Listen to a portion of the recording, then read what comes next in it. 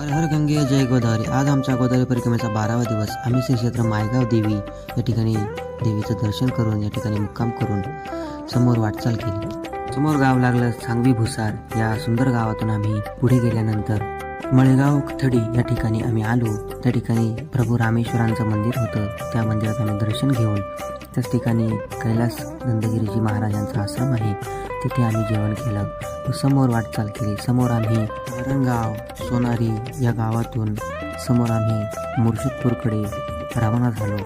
मुर्शिदपूरमध्ये आमच्या आईवडील आले, त्यांच्यासोबत आम्ही जेवण केलं. त्यानंतर आम्हाला खोपरगाव गाव लागले. खोपरगावच्या पुढे आम्हाला सवत्सरला जायचं होतं. त्यानंतर आम्ही सवत्सरच्या दिशेने गेल्यानंतर सवत्सर या गावामध्ये श्री शृंगेश्वर महादेव यांचं खूप पुरातन स्थान आहे.